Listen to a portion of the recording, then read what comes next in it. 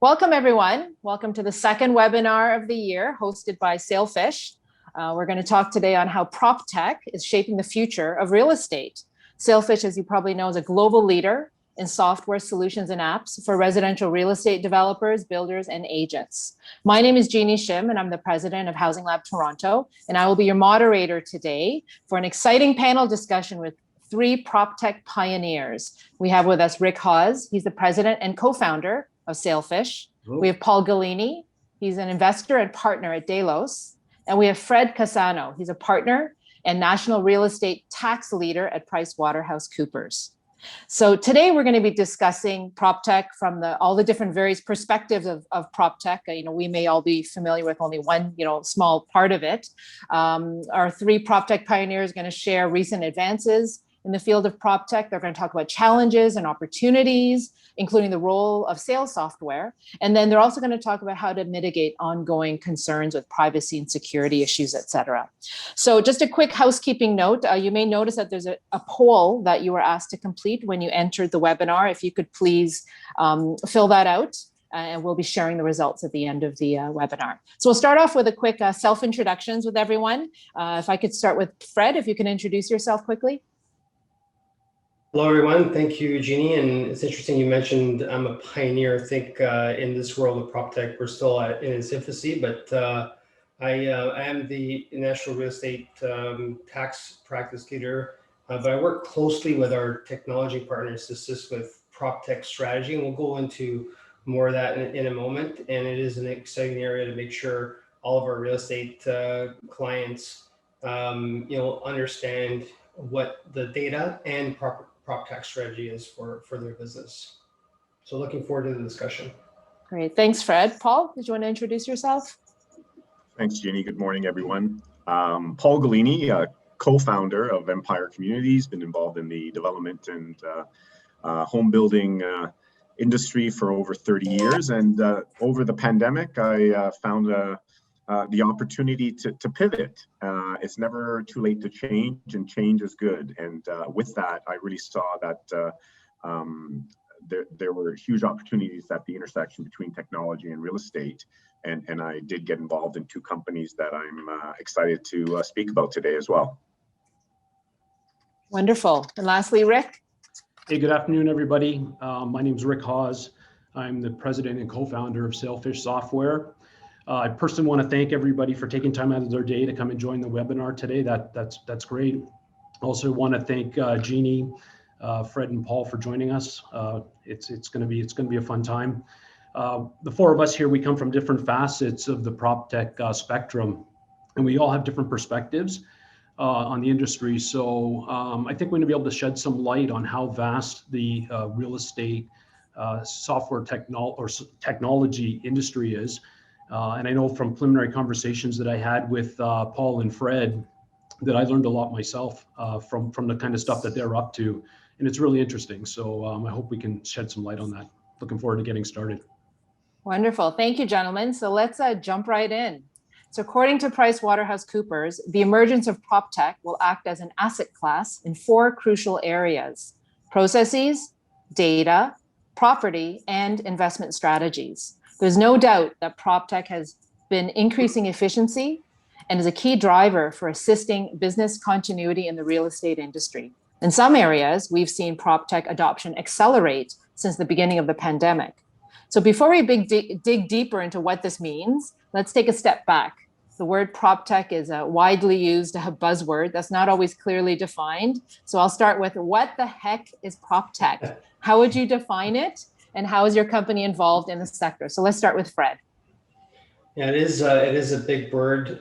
You call it buzzword. I would say PropTech is everything that and anything that relates to real estate technology, and specifically, I would say anything that's used to create, renovate, innovate services offered in a real estate space, whether it's buying, selling, renting, developing, constructing, managing property in a more efficient and effective manner. And at first, PropTech was about using tech to list and search and analyze real estate, but then it certainly evolved to transposing business processes either from the shared economies like co-working to apps related to hospitality, to mobility devices like e-bikes and the impact on real estate, to fintech tools, right, for mortgage lending business, and even tokenizing transactions.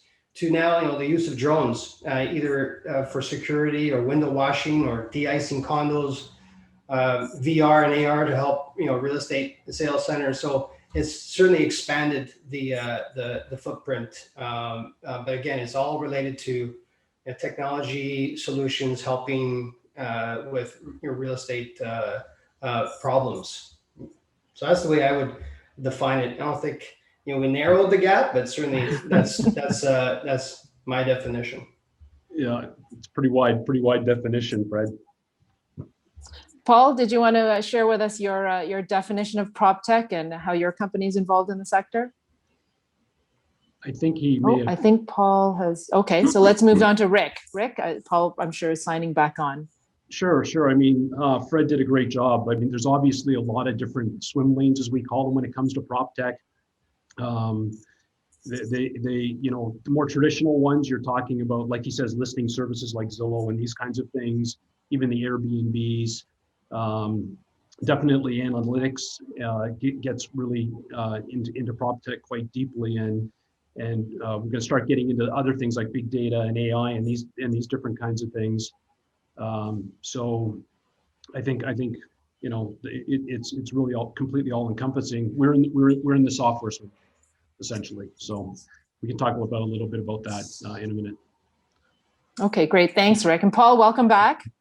I'm back. Sorry, I'm having a PropTech issue. I apologize for that. So listen, PropTech, similar to some of the descriptions we just heard, for me, it's describes disruption and innovation at the intersection of the real estate and technology industries. And it's one of the parts of digital transformation in real estate. And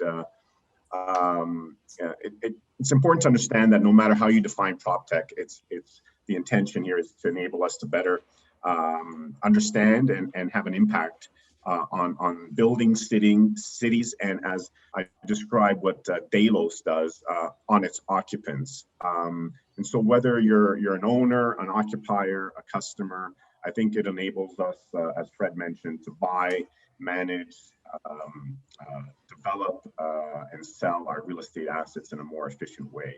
And then just quickly, like at our labs, the company I'm also involved in, we say, don't fall in love with technology, don't fall in love with the solution, fall in love with the problem. And I think that's at the crux of where PropTech will thrive. Yeah, I agree with you, especially if let's focus with the problem first. That is your leading point, and that's what we do, Jeanhy, as well. Is at PwC we help develop the data and PropTech strategy, whether it's integrating new processes into the company's plan, but focusing on where are the pain points so that we can then drive efficiencies and deploy the tech against all real estate asset classes. Yeah, it's great. Yes, sorry. At SaleFish, we're a software company, as I said earlier. We work with builders and developers and sales companies to digitally transact the sale of pre-construction homes and condos. And we really define PropTech ourselves as the application of technology in order to reduce friction. And in our case, the friction that we're reducing is the selling of property. And our primary focus is on the transaction and completing a digital contract between the buyer and the seller and any other relevant party too. I mean, the transaction can get quite complicated, have a lot of people involved. So that's kind of where our focus is. It sounds like really, it's a very broad definition. Sorry, Paul. No, go ahead, Jeanhy. Oh no, go ahead. Yeah, no, I just wanted to maybe clarify where my perspective comes from. So I'm involved in two platforms. Delos is a company that has been out of the US that we've just recently brought to Canada that's been merging the health sciences and the building sciences for years, and really looking at the relationship between people and what surrounds them. And I think the pandemic has brought this right to the forefront. What is the relationship between the occupants of the built environment and the way that our buildings are designed, built, and managed. And so this is really about looking at wellness intelligence in the IoT, Internet of Things world. At Delos, we're looking at enhancing, programming, measuring air quality, water quality, lighting, thermal acoustics, and all other wellness intelligent factors. So it's really merging wellness and technology real estate. So definitely a growing sector, part of PropTech. And the other company I'm involved in is R Labs, which is really it's a venture builder. I wouldn't say it's a venture investor. It builds purpose-driven companies. So it's looking at focusing on the problems we have in real estate, and then how do we create solutions, or moreover, how do we create companies that can address these problems? And and we're looking, working with stakeholders and industry experts, and really merging technology experts and industry experts in coming up with solutions to some of the problems that we deal with in the real estate sector. So, for example, we're looking at a company called, we've created a company called OneClose that basically is a PropTech platform eliminating the interim occupancy interest payments for new condo owners. So that's just one example of where we look at a problem and we create a company around it. Cool. Yeah, I mean, it sounds like really it's how do you apply these emerging technologies to do our jobs better in city building in all different aspects. It's understand our clients better. We've got a ton of data. How can we use that to understand our clients better? How can we provide more efficient services? How can we make better decisions, business decisions? How can we reduce friction within the process for all the different stakeholders? So it's quite exciting. And just based on what the three of you mentioned, there's certainly lots of different areas of opportunity that we can look at. So sorry, I love that saying, you fall in love with the problem, 100%.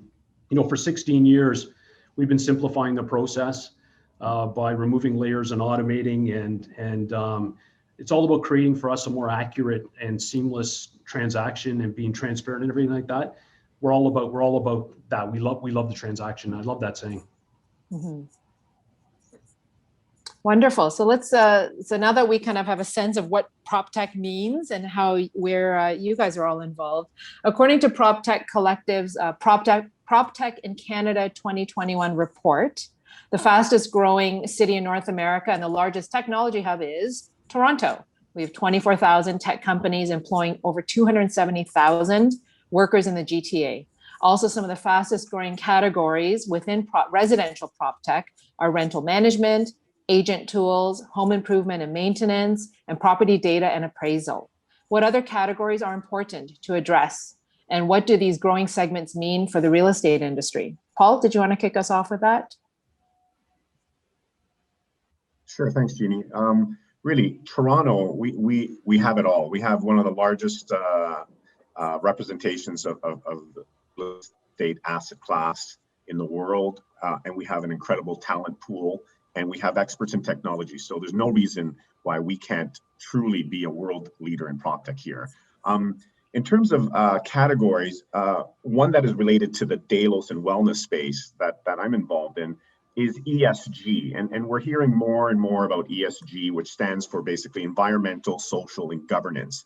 And what it is it's inserting itself into corporate strategy, corporate social responsibility platforms, impact statements.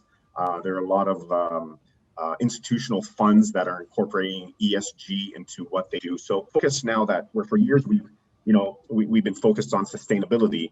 Now, over the last several years, we're seeing a bit of a shift.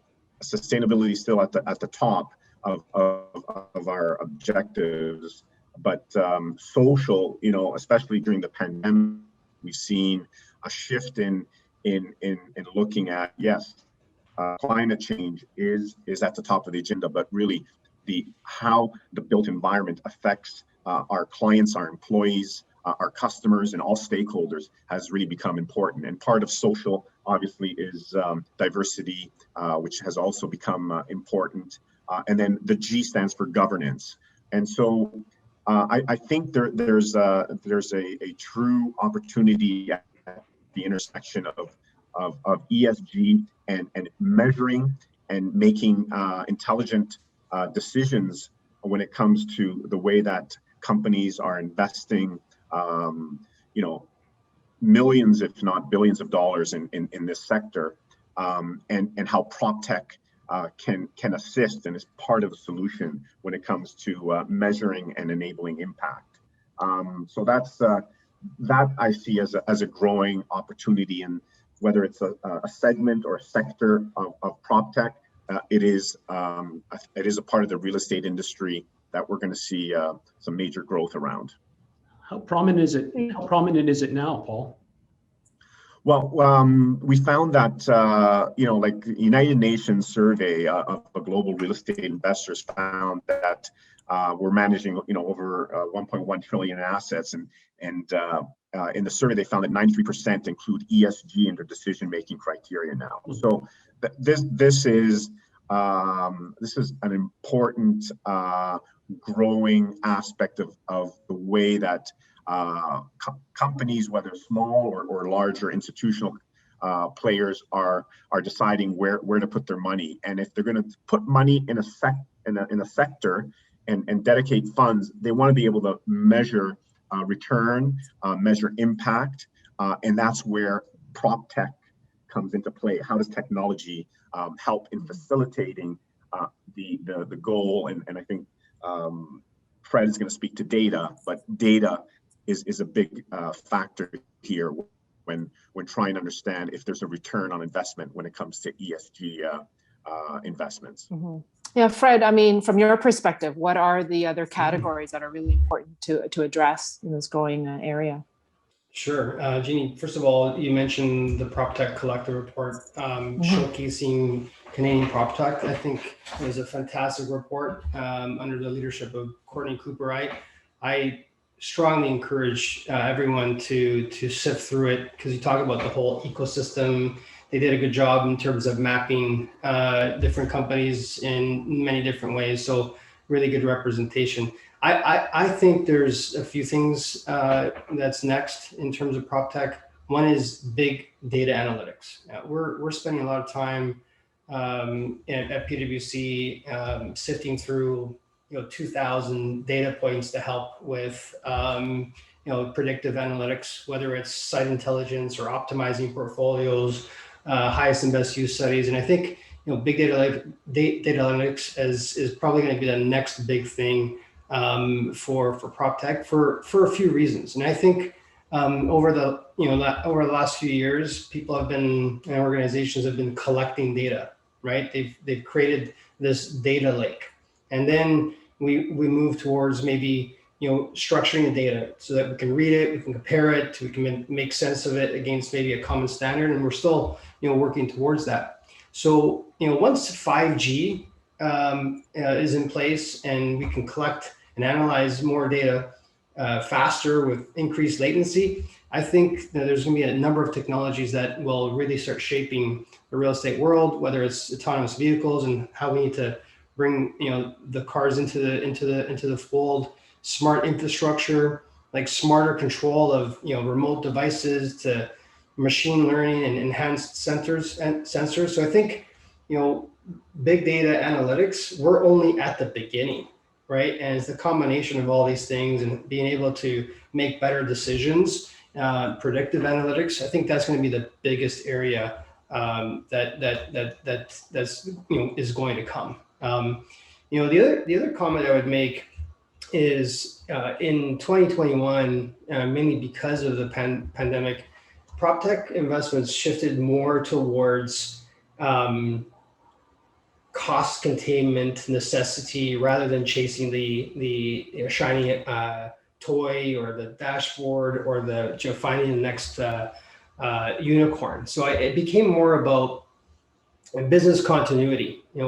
Video conferencing tools, collaboration tools, cloud finance and finance functions, or landlord and tenant engagement apps to maybe communicate and sell services to tenants, or Paul, you mentioned the sensors to make sure, even from a COVID perspective, tools are being used for social distancing or traffic control or helping with energy savings, and sure, add on all the ESG elements to make the buildings safe, especially when we return. So I think that the focus in 2020 and certainly going forward will be continued business continuity and using tech tools to help with more customer engagement and sales and interaction. And to link it back to SaleFish, we've seen over the years the virtual tours for selling and showcasing properties explode, and I think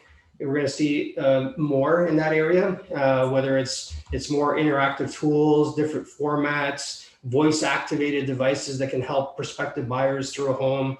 So I think it's going to be an exciting time as we start integrating and getting comfortable with the tech. Right, that's a great segue for Rick. I mean, Rick, the pandemic really accelerated the work that you guys were already exploring. Do you want to share with us, and I guess talk about what are some other areas that you're looking at? Yeah, sure, absolutely. Just to reiterate what Paul said about Toronto and the study. We are doing work in other regions now, Turkey and Australia, and the type of tech that we have here and the type is just phenomenal. It's significantly ahead of other countries, which is really, really good to see. For our point of view, our focus is fairly narrow. We see the important part being sales software, obviously transaction stuff. From a growing point of view, it's definitely been like that. When we started, there was really nothing in the industry. That was a long time ago. Now you see all kinds of companies, they're starting to do work. There's no substitute for time though. The more time you spend, the more you develop, the more sophisticated things come. When COVID came, the big shift that we saw was into the digital realm of documentation. I mean, we work in the builder developer arena. It's slow to change, to be honest. I think we all probably know that. We still had a lot of people doing paper documents and running couriers and driving stuff back and forth and all this kind of crazy stuff. But COVID really pushed the adoption of digital documentation and digital workflows. And it wasn't only just for our existing customers, but also for growing our business with new customers. And we're really working to facilitate that transaction. So we have a really sophisticated way to put documents together. And again, it compared to some of the stuff that these guys are talking about, it's like probably a little bit low tech. But instead of taking papers and manually trying to assemble stuff and making mistakes and these kinds of stuff, we've automated all that. And then we can push it through a pretty complicated workflow. Who gets it, when they get it, what they do with it. We track it, all that kind of stuff. And some of the most innovative stuff that we did kind of during the pandemic as well was we needed to close a loop and not have people meet in person. So we were able to do ID verification first. So driver's license, passports, IDs. And then after that, we can follow up with selfies, which will do the identity verification, which compares the person's identity to their documentation in real time, and will give us a pass or a fail. And then essentially, we're dotting all the I's and crossing all the T's. And this was all FinTrack compliant, which made everybody's lives significantly easier. And I think we're reaching a new stage from our point of view. We're beyond multi-factor authentication because we're dealing with IDs and identities and devices all simultaneously. So that's something that's really exciting for us. And it's a big innovation. And I think that type of thing is going to make the real estate sales transaction more seamless, which is going to be great for our portion of the industry, for sure. It was interesting, if you go into the PropTech report, there was one quote, I forget who mentioned it, that, we've gone digital. We've made significant progress. There's no turning back now. Like this is, here to stay, and we'll see continued improvements along the way, including digitizing all of our transactions in real estate, whether it's the transferring of leases to title to insurance to right. So I think there's more to come in the digitization of real estate transactions for sure. And then the important thing that comes out of that too, which is, addressing the second part of that, is cybersecurity. When we're talking about trying to bring all of this stuff online, it's got to become a critical segment of our industry, of all the prop tech for that matter. I mean, Fred, your reports have addressed that in the past. Two of them mentioned cyber, at least the conversation starting. But in today's day and age, with everything being stored on computers, we have to be thinking about cybersecurity for all aspects of it, the least of which are real estate transactions. I don't personally see that right now. Maybe you guys can comment on it being a growth thing right now because it's pretty specialized. But it's something that we definitely have to deal with. And a lot of people don't have a plan, and that's not a good plan. So Jeanhy, I can make a comment on that if you wish. Given that, well, why don't we segue into the next question, which you can probably address, that is, what are the greatest challenges and opportunities facing PropTech? So why don't we talk about the challenges from the cybersecurity standpoint? I agree with you, Rick. Cybersecurity, I would say, and privacy is going to be an increasing issue. Obviously, PropTech tools, smart homes, buildings, other technologies have made significant inroads in terms of making our lives better, if you will, and more efficient. But it's also created, vulnerabilities, ransomware attacks are on the rise, right? So I think, and then even with remote working, right, the risks have increased. So I would say, it's important that you said, the plans in place, perform adequate due diligence before introducing any new technologies, right? Risk assessments, architectural reviews, right? Do some testing beforehand, define what's an implementation plan. What does it look like? What are the overall risks, right?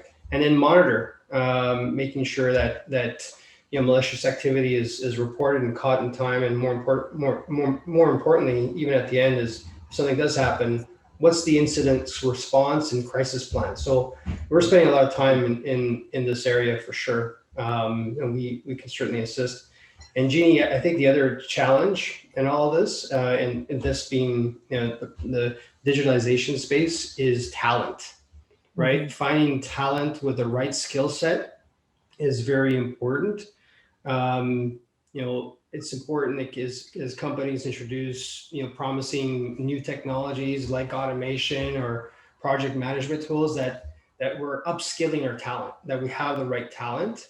We're spending a lot of time at PwC with upskilling as well. And it's not only about training, it's about how to adapt to the future of work. What's the future of work going to look like? What's the talent set? Just when you thought you had remote working, down pat, well, now we're re-entering potentially soon the work environment. Maybe there's going to be a hybrid model. What is the plan going forward? So it's important that we have the right skill set in place, so that with the technologies that we embed, people know how to use them, and they're adapting to the new environment.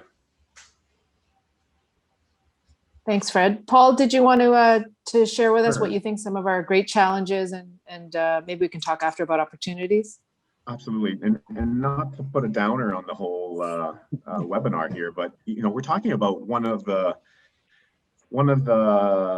clunkiest industries in the world, and that's real estate. And we love this. We love this industry. Everybody on this call loves this industry and the people in it. But it's clunky. It's resistant to change. A good way to put it. And whether it was on the sustainability side, you put a carpenter in a time capsule in 1960, you bring him to 2021, he can still come out of the time capsule and build the house the same way he did before. And I'm exaggerating to make a point.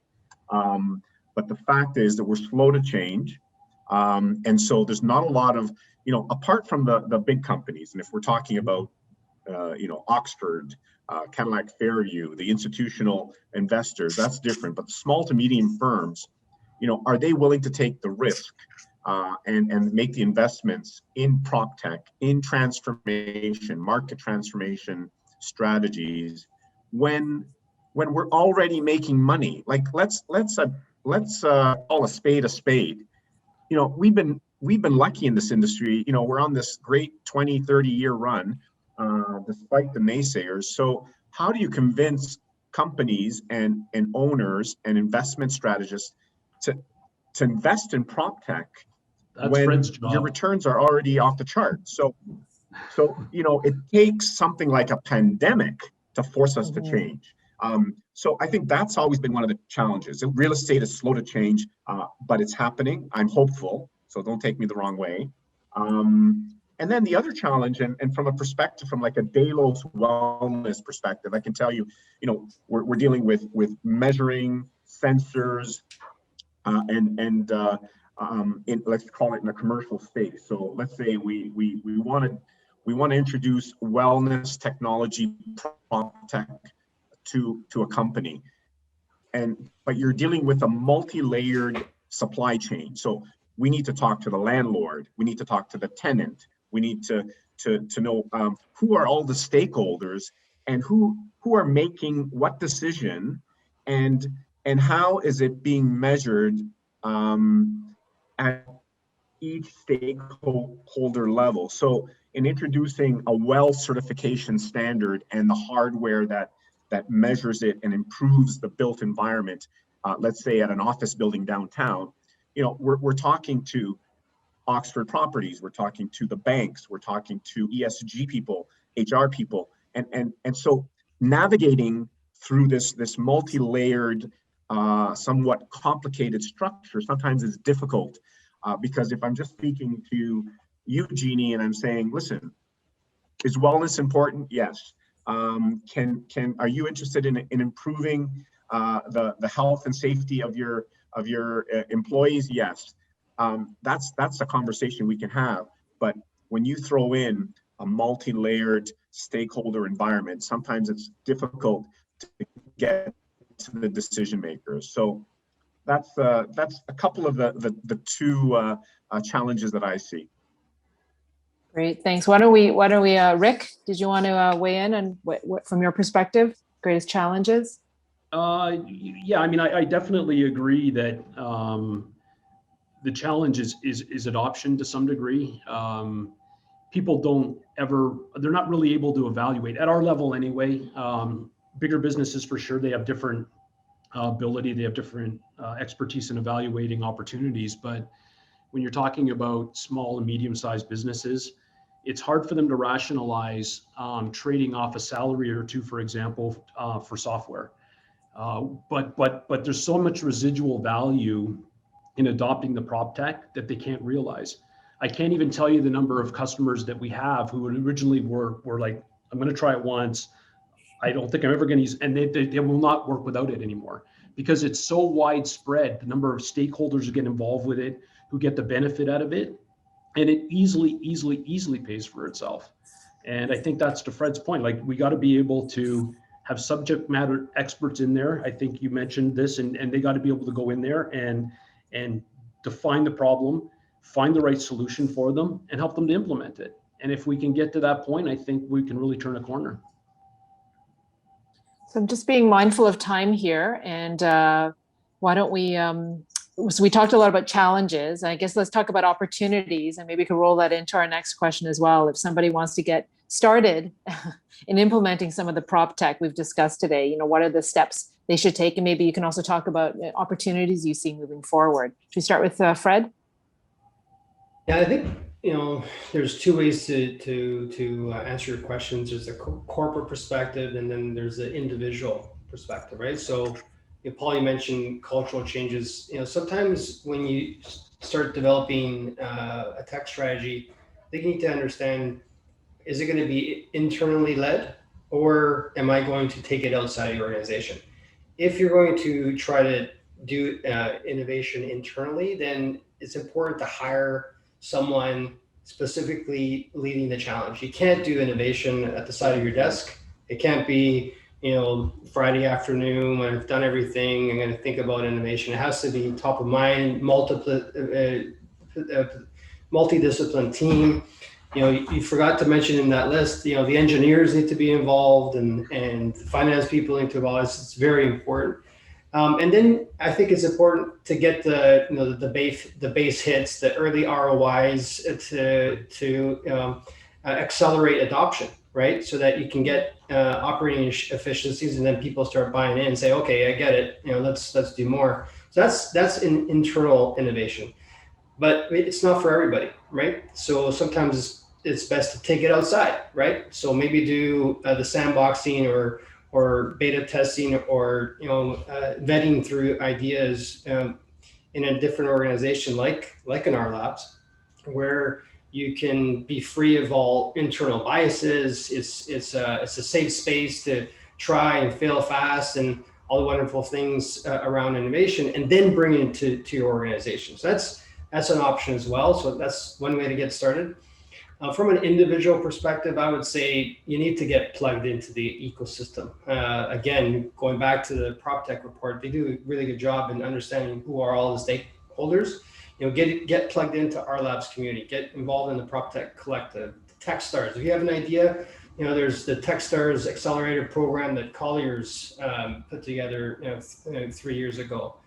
Start following some Canadian funds, whether it's Green Soil or Alate or Groundbreak, and even in the US, Metaprop, Fifth Wall, right? Start following what they're investing in and where they see the future. And again, from an individual perspective, I like PropMoto. PropMoto is a PropTech digital magazine with amazing content. It comes out daily.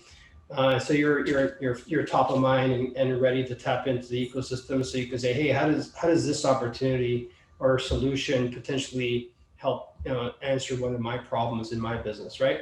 And Paul, you mentioned Oxford. I mean, we have some leading global real estate companies that are taking the lead, and others will follow, right? The Quadrilles, the PSPs, the Omers of the world, right? And then the industry usually follows. I think there's way more to come in the future, but get tapped into the network from an individual perspective. And lastly, I would say the government's on board as well. In the recent budget, lots of spending initiatives were announced, whether it's money dedicated to Canadian artificial intelligence, to millions of dollars being launched or set up to launch a quantum strategy program, or $90 million over 2 years to elevate IP, right, to help accelerators and incubators. So it's not only the PropTech ecosystem, but governments are also fueling some of the initiatives, and just stay tuned for sure to see how you can connect, right? So that's my 2 cents on how to get started, right? It's big, but bring it down to the corporate, and then there's an individual perspective as well. Thank you, Fred, for breaking that down a bit for us. Rick, do you want to share your thoughts on how to get started and/or opportunities? Yeah, I mean, I'll keep it a little bit simpler than that for us, because our model's a little bit simpler. But I completely agree with the early win scenario. We have thousands and thousands of features, and the way that we approach it is like, just tell us your 3 biggest problems, and if we can solve them for you, we're going to change your business. And it's as simple as that. And when we get in there and we do that, to your point, then we get adoption, then we get more traction. And this is the way it goes. And so that's simple for us. Just give us your top 3. That's how to get started. Isolate your top 3 and then solve them. Paul, what are your thoughts on getting started and opportunities? I'll keep it even briefer. I'll end with where I started, and it's the R Labs motto, which is don't focus and start on the solution. Don't focus and start on the technology. You need to focus on the problem, and you take the problem and you bring in subject matter experts, as Fred mentioned. You bring in technology experts with a plan, keeping a plan simple with specific goals and a specific timetable, and you try not to overcomplicate the process and what you're doing, and I think that's the best way I can describe how to approach getting started with PropTech. As you can tell, it's such a vast industry platform, opportunities there. I saw a question come in, is blockchain going to be part of what PropTech brings to the market? Absolutely. I think PropTech 3.0 will definitely include blockchain. Will Rick and his team be looking at how buyers will use Bitcoin to buy homes in 5 years? I think they will. I think Elon Musk has set the stage for that, and so opportunities are truly endless. You can't tackle it all at once. You need to be focused. So that's how I'll end my little bit of advice in terms of getting started. So it sounds like, just being mindful of the time here. Yeah, so it sounds like really it starts with look at your business. What are you having problems with? Where are friction points? What's the problem you're trying to solve? And it sounds like really PropTech is not the panacea, but PropTech could be where you find some of the solutions. It sounds like what all three of you are saying, but with some important key things to look at. Cybersecurity. Fred, you talked about that. I don't know if you wanted to add anything more about that's being done in that field. I guess at the government levels, they're looking at that as well, and that'll certainly be something quite important moving forward. And talent. You would also mention talent. Sometimes when I was listening to you guys, it kind of almost sounded like, are we getting rid of people? But it sounds like we're not getting rid of people. We actually need more people in various different roles. And it's not just technical, right? It's not just a bunch of coders sitting in the basement, right? It sounds like there's a whole new area of opportunity in terms of employment and skill sets. And are you finding that? Do we have a shortage? I know there was a kind of a question that came in, and we talked about how Toronto is considered the fastest growing city for tech. But is it just kind of the technical part of tech, or are we seeing a shortage in all the other support that we need? I think it's across the board. I think we're going to be seeing a huge hiring spree once we come out of this pandemic, and it'll be across the board. And then sometimes the struggle is matching skill sets to what you need as well. So sometimes there's a lot of people for one job, but not the right skill set. So I think as immigration opens up, maybe it'll help solve some of that dilemma. But I think we're going to start seeing a lot more companies going on a hiring spree, and that was confirmed actually in our most recent CEO survey that we just launched. That the need for talent and hiring is certainly going to be a challenge in the next few years. Great. Again, there were a bunch of questions that came in, and unfortunately, we're going to be out of time to be able to address all of them. But we did cover kind of what steps can my organization take. I guess I'll end with maybe a quick looking into your crystal balls. I know some of you touched on it a bit, but where do you think PropTech will be in 5 years? Did you want to throw out your one prediction of what we're going to see that maybe we don't see now? Paul, you already mentioned Bitcoin buying of real estate, but Rick, do you want to start? What do you think in 5 years? Yeah, I mean, I think from where we sit right now, integrations are going to be extremely important in the software industry. There's so many best-in-class solutions. There's so many solutions out there that them working together harmoniously is going to really change the real estate industry. And I think I see that's where it's going. We've had conversations about Bitcoin in other regions. I mean, it's not even remotely. It's on the radar outside of Canada for sure. Initially, I think it's closer than you think for sure on Bitcoin. But I think the other one everyone should keep their eye on is construction technology. Whether it's robotic processes. Modular construction has been around for years, but I think to address labor shortages, cost certainties, cyclical challenges with climate, I think construction tech is going to be very disruptive in the next 5 years, and it'll make residential construction for sure will look a lot different. So Paul, you said it's been an old industry, hard to move. I think this one here, construction tech, will make a big impact, and the industry will look different in 5 years. That's my prediction. And a new term. Paul, did you want to close us off with what do you think we're going to see in 5 years we don't see today? I think we're going to see the acceleration of wellness tech in real estate. We're going to see how our watches speak to our phones, measure air quality, tell us which route to go to the office that has less pollutants in the air. It's going to tell us, when we get to the office, from a mental health perspective, perhaps where the best place to be working from in your office will be.